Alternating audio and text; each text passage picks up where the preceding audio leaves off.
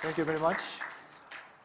Today, actually, this is the second round of the Scalable series. I introduced this hyperscaling server last event in San Francisco. So today, I will introduce the AI version of the server. So I actually noticed my session starts from noon. Yesterday, I thought it was from 11. So one thing I was afraid was last year we had an embedded technology event with Victor, and that was a lunch session. So we were presenting, and people are all eating. So I'm happy it's not such an event today. So at least before the lunch, you will not be sleepy. So considering the AI applications, what we need to consider is where do we place the data? So when we do the inference process, so we try to recognize the one uncertain object. So first step we'll do is we do the calculation, CNN. Then we get the result of the weight, feature weight. And that weight will compare to the learned data and make a matching and judge what those objects are. So where do we place those data? Compare the weight together. So on the first day keynote speech, we introduced the 96 board running with AI module. What we did was we downloaded the original data set from somewhere in the cloud data center, which was a VGG16 model, and that model, of course, includes all the learned weight. So we ran some set of the pictures, picture sets, and doing the CNN with the AI chip. And as a result, we got a feature weight. Then that value coming back to the storage, local storage, and we get the result as Apple. So this is very simple, but in the real use case, I don't think this model cannot work. I don't think can work. So this is the image for the real use case. So we run, and we store the data in the storage. It must be a very high performance hardware. Depends on the data type, what we try to do. Of course, the learned data, the size is all different. But if the data becomes bigger and bigger, then this data cannot locate it in the local as a one set. So then what we can imagine, what we can do, the next step is distribute that data to separated storage.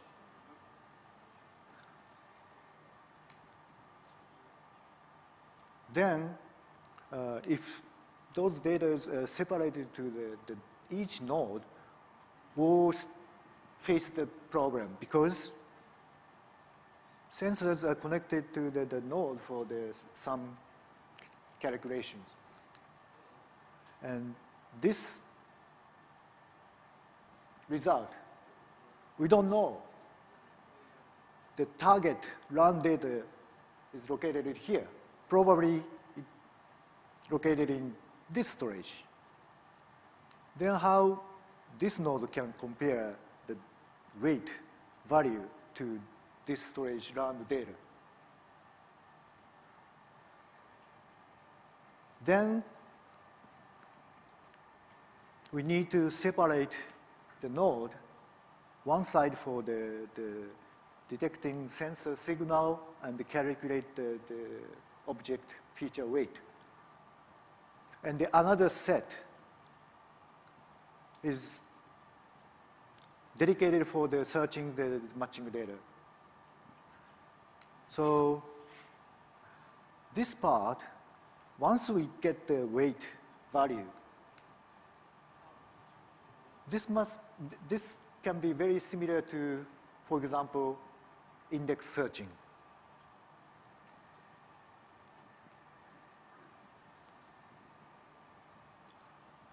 And if we make such a system, what would be the technical requirement for each side? So sensor side, doing the CNN at the node. Of course, the CNN computing performance is necessary. And number of channels for sensor connection. So this part must be good performance and must be scalable. And searching part, the scalability and low latency and high throughput, they are the necessary. If we have all those technical requirements to be solved, then this model will work. Each sensor's signal calculated to the weight will be immediately search the result and get the result of the AI inference. So this is SynQuacer that I have presented in San Francisco last event.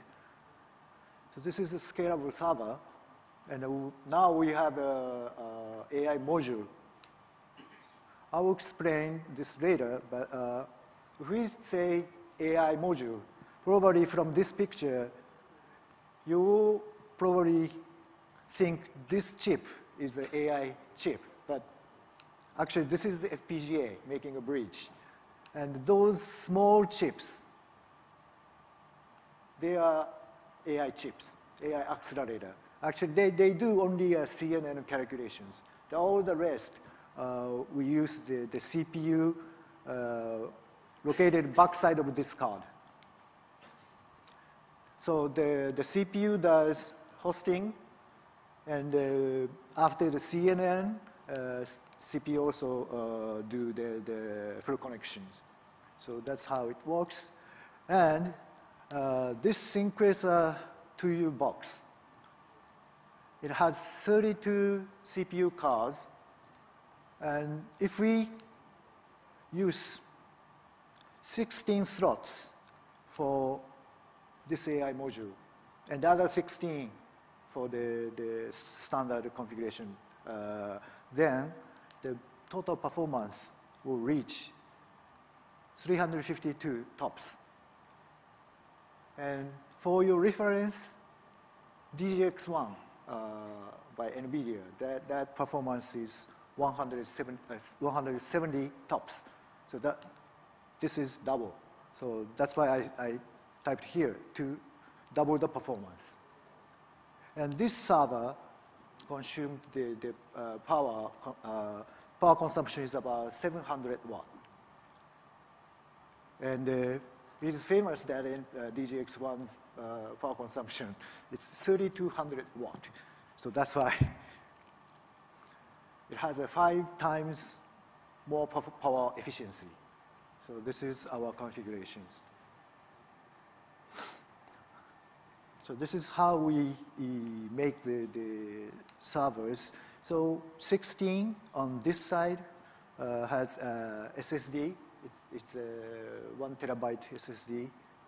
well, we can choose, of course. And another 16, we place the AI module.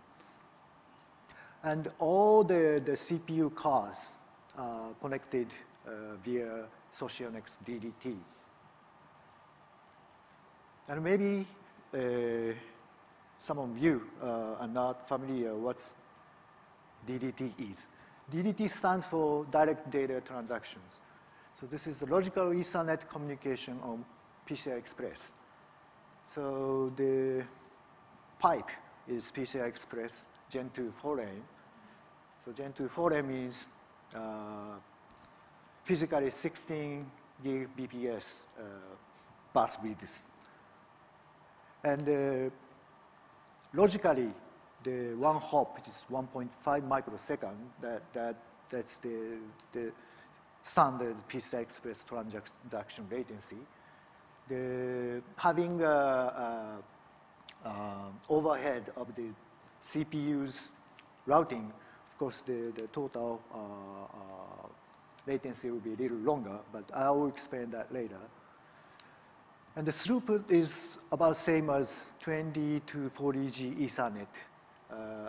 Our real measurement data was 8 Gbps, and probably some of you have already challenged to connect the 40G Ethernet for the node-to-node connections. The effective throughput should be around 4 Gbps. So that's the concept of the Ethernet. There is lots of overhead for the protocols. So we skip those Ethernet protocols and making PCI Express, physical PCI Express, but from the application, you can see as if Ethernet packets are running. And this is the extended version. So the one box, we have 32 CPU cards, and 2 boxes can be connected through the PCI Express optical cable. So total 64 CPUs are connected through DDT. And this is actually this is the rack inside our server room. We have been doing all the debugging work in our lab, but that room shared with another business unit, and they complained the fan noise. So we installed the servers into our server room, negotiating with our IT group, and we got one entire rack for the debugging task. So this is the CPU.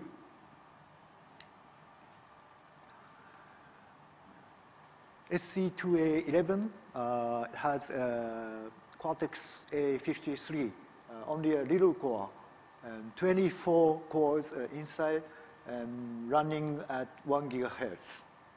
So it's not like, if we say only running on the little core, probably everybody concerned about the performance. Maybe this cannot be used for the server. It can be only for the small box. But actually, as you have seen the 96 board, using the standard applications, we didn't see any frustrations. So the concept of the entire system is the most power-effective core. That was the choice, and connect as many as possible to achieve the same performance as big cores. So actually, having 6 chips we can achieve this very similar, almost same performance as Intel Xeon. But our problem was nobody tried to connect CPUs together. So that's what we did, and we developed the Socionext DDT. And there is another benefit in last couple of months. Meltdown and all the CPU problems were found by Google and being announced. And this core does not have a speculation algorithm and no out-of-order executions. Actually, when we developed this system, they became a big argument point. At least we needed the out-of-order, but we are lucky we made a good choice. And this is the switch SoC. So SC2A20B, this is the core of the Socionext DDT. And this is the motherboard of the 2U server box. And those 5 chips are A20 chip, and one chip handles 8 CPU cards. And this is the one logical block, and we have 4 of them. And those 4 chips are connecting to this same chip and going out. And another board sitting next is connecting through the PCI Express. This is the optical slot. Then combining all the 64 together, and one optical cable goes out for the uplink.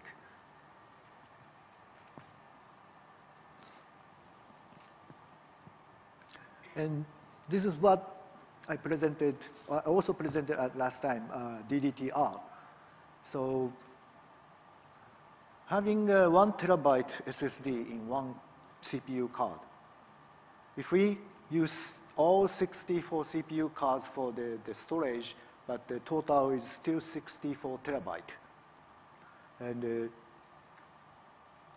targeting big data applications. According to our customers, 64 terabyte is too small. They needed 1,000 of them. That's why we developed the DDTR. The concept itself is same as DDT, but we simply use the same CPU for the routing, and we just change the node from the CPU to the servers. And the real measured data, the latency, actually inside the box, from this CPU to that CPU, the latency is 36 microseconds. And through the DDTR, from this CPU to that CPU, that's 78 microseconds. So it's still at the microsecond order. So compared to the Ethernet latency is millisecond orders. So it's quite different solutions.